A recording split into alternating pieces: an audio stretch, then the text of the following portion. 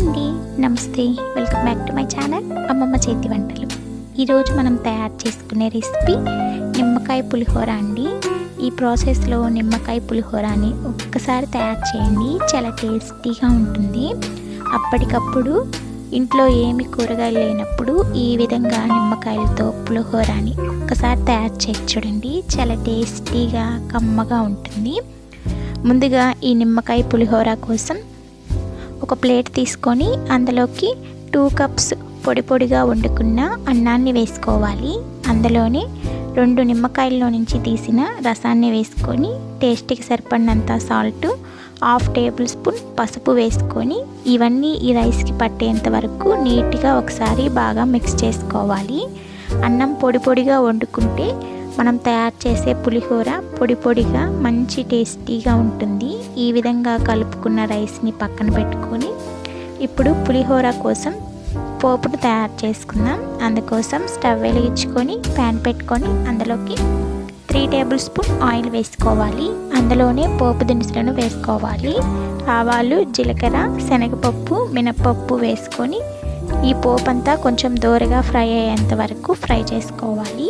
అందులోనే ఒక గుప్పెడు పల్లీలు వేసుకొని మంటని మీడియం ఫ్లేమ్లో పెట్టుకొని ఈ పల్లీలు బాగా ఫ్రై అయ్యేంత వరకు ఫ్రై చేసుకోవాలి. ఈ విధంగా పల్లీలు కొంచెం హాఫ్ ఫ్రై అయిన తర్వాత అందులోకి కొంచెం జీడిపప్పు వేసుకొని ఈ జీడిపప్పు కూడా మంచి గోల్డెన్ కలర్లోకి ఫ్రై అయ్యేంత వరకు మంటని మీడియం ఫ్లేమ్లో పెట్టుకొని ఫ్రై చేసుకోవాలి. ఇప్పుడు లాస్ట్లో 2 ఎండుమిర్చి, 2 పచ్చిమిర్చి వేసుకోవాలి. అందులోనే కొంచెం కరివేపాకు వేసుకొని ఈ పోపు అంతా దోరగా ఫ్రై చేసుకోవాలి. ఈ పులిహోర టేస్ట్ అంతా పోపులోనే ఉంటుందండి. అందువలన పోపుని మంటని మీడియం ఫ్లేమ్లో పెట్టుకొని దోరగా ఫ్రై చేసుకోవాలి. ఇప్పుడు లాస్ట్లో 1/2 టీ స్పూన్ ఇంగువ వేసుకోవాలి. ఇంగువ వేసుకోవడం వలన పులిహోర మంచి టేస్టీగా కమ్మగా ఉంటుంది. ఈ విధంగా ఇంగువ వేసుకున్న తర్వాత స్టవ్ ఆఫ్ చేసుకొని ఈ మిశ్రమాన్ని పక్కన పెట్టుకోవాలి. ఇప్పుడు మనం ముందుగా కలిపి పక్కన పెట్టుకుని ఉన్న రైస్లోకి పోపునంతటిని యాడ్ చేసుకొని ఈ పోపు అంతా రైస్కి పట్టేంత వరకు ఒకసారి బాగా మిక్స్ చేసుకోవాలి. ఈ విధంగా పోపు అంతా రైస్కి బాగా పడితే మనం తయారు చేసే పులిహోర చాలా టేస్టీగా కమ్మగా ఉంటుంది. ఈ విధంగా పోపు అంతటిని రైస్లోకి మిక్స్ చేసుకొని ఇప్పుడు లాస్ట్లో సన్నగా చాప్ చేసుకున్న ఒక గుప్పెడు కొత్తిమీర యాడ్ చేసుకోవాలి. ఈ విధంగా కొత్తిమీర యాడ్ చేసుకోవడం వలన పులిహోర టేస్ట్ చాలా కమ్మగా ఉంటుంది.